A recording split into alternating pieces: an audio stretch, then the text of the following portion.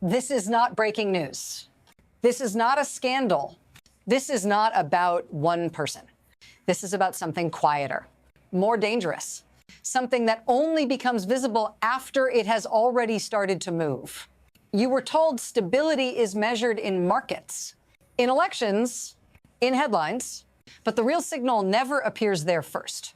It shows up somewhere else, in decisions that don't need to be explained, in actions that feel sudden but aren't, in a system that still looks strong right up until the moment it stops being trusted.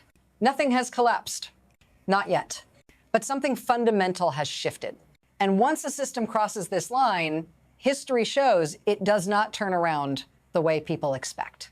If you've ever wondered how empires don't fall, how they slide, this is the moment you're supposed to miss. Stay with me. Because what I'm about to show you isn't a theory. It's a pattern, and we are already inside it. And to understand what just changed, you have to stop looking at people and start looking at the machinery. You're told systems are run by leaders, by elections, by decisions made in rooms with microphones. That's comforting. It implies control.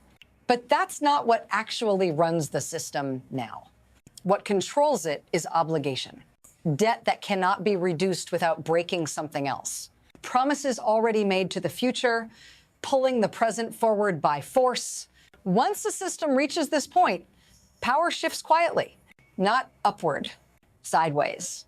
Policy stops being about choice. It becomes about servicing what already exists. Revenue no longer funds the system. The system exists to feed the revenue shortfall. This is the moment where optics replace stability. Growth becomes accounting. Strength becomes narrative. And the most important decisions stop being debated because they're no longer optional. This is why systems don't announce decline. They normalize it. They administrate it. They rename it. And once you see who the system is truly working for now, the next move stops being surprising. Because when a system can't support itself with trust, it starts reaching for something else. There was a time when the system expanded because it was producing more goods, more value, more capacity. That's the part people remember. What they forget is when that changed, not suddenly, not dramatically, quietly. The shift happens when maintaining the system becomes more expensive than improving it, when growth is no longer the engine, but the justification, when future output is pulled forward to pay for the present, before money represented work already done. Now, it represents work that must be done later or else. Before, stability was built slowly. Now, it's managed daily. This is the most dangerous phase because nothing feels broken. Numbers still move. Institutions still function. Paychecks still arrive. But underneath, the system has stopped replenishing itself. It's recycling confidence. And confidence, unlike productivity, is fragile. It doesn't disappear all at once. It thins. By the time people argue about whether it's gone, the system has already started acting differently. And once that happens, the next shock doesn't create the problem.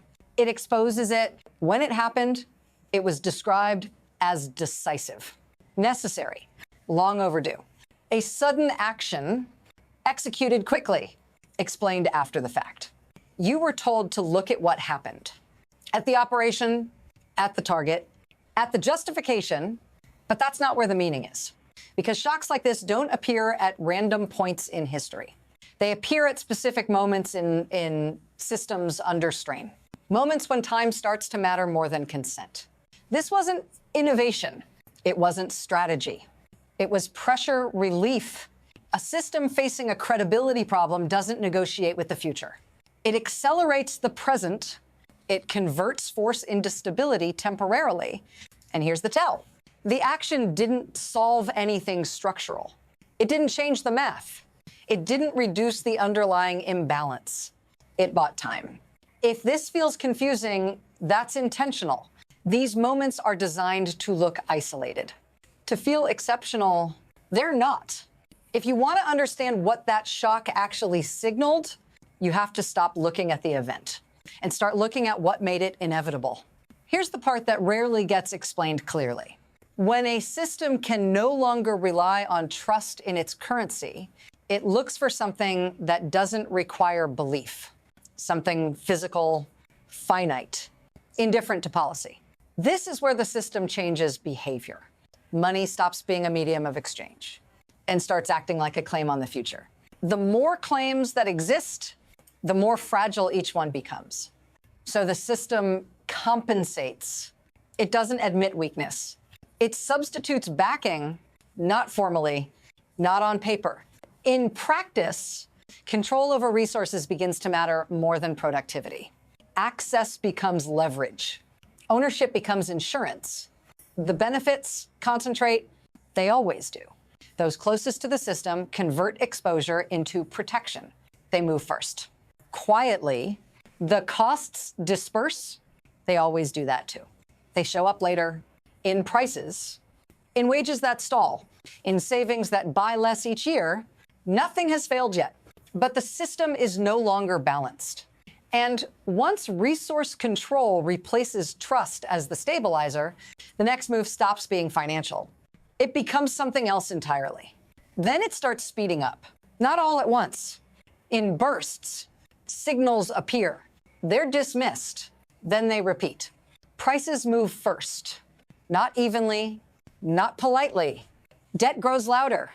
Interest stops being background noise.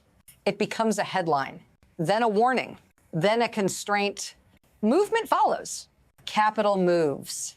People move. Institutions hedge without announcing it. Confidence doesn't collapse. It leaks. The system responds by tightening control in one place and loosening it in another. Liquidity here, pressure there. Nothing looks dramatic in isolation.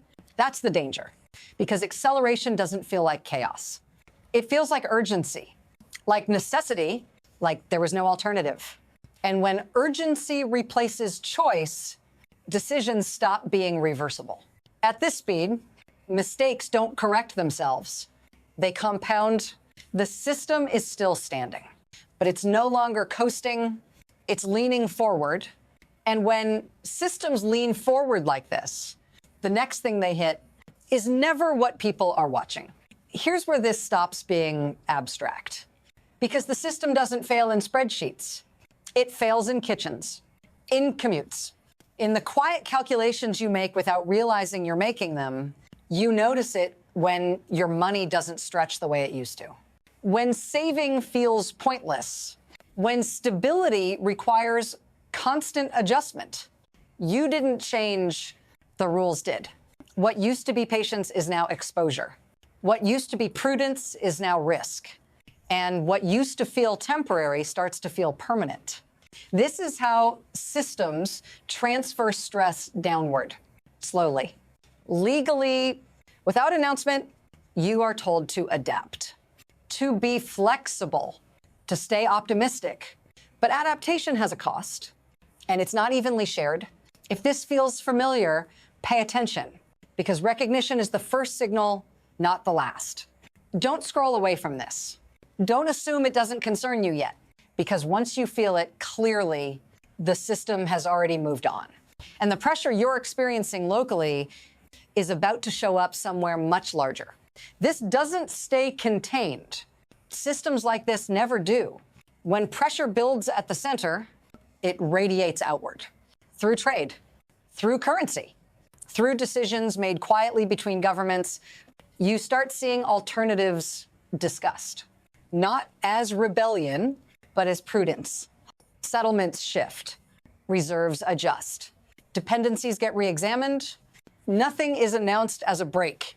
It's framed as diversification, as flexibility, as modernization. But the effect is cumulative.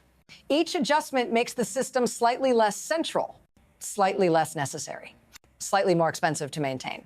Allies hedge, competitors wait, neutral players prepare.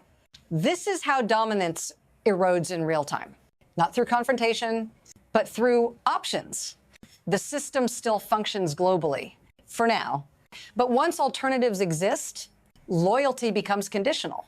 And when conditional loyalty spreads, the system's margin for error disappears. What was once unthinkable becomes discussable. And what becomes discussable eventually becomes actionable. From here, the system doesn't have one future. It has three. The first is adjustment. Slow, managed, painful, but controlled. Spending aligns with reality. Expectations reset. Losses are acknowledged instead of hidden. This path preserves the structure but shrinks it. And it requires decisions that systems like this rarely choose voluntarily. The second is erosion. More familiar, more comfortable. Nothing breaks outright. It just costs more to stand still. Value thins year after year. Confidence fades without a single moment to point to this path can last a long time. Long enough for people to mistake it for stability. The third is rupture. Fast. Disruptive. Triggered by something small that lands at the wrong moment. A failed assumption. A lost auction. A sudden refusal. None of these paths announce themselves in advance. They overlap. They blur. And the system can move between them, right up until it can't. We don't know which one comes next. But history is clear about one thing. Once a system reaches this stage, it does not return to what it was. Nothing in history ends with a warning siren. It ends with normalization. By the time people agree something fundamental has changed, the window to respond has already narrowed. That's the danger here. Not collapse, not chaos, drift. A system that still works, but only for those who learned to move before it became obvious. What you've seen isn't prediction. It's alignment, a pattern repeating itself under modern lighting, with better graphics, faster networks. The same underlying math. You don't need to panic, but you do need to stay awake, because the most expensive mistake in moments like this is assuming visibility equals safety. This story doesn't end here. It widens, and the next signals won't look dramatic either until they are. If you want to understand how to recognize the moment when drift turns into acceleration, stay with this series. Subscribe, turn on notifications, because once the system makes its next move, you won't get an announcement, you'll get a consequence.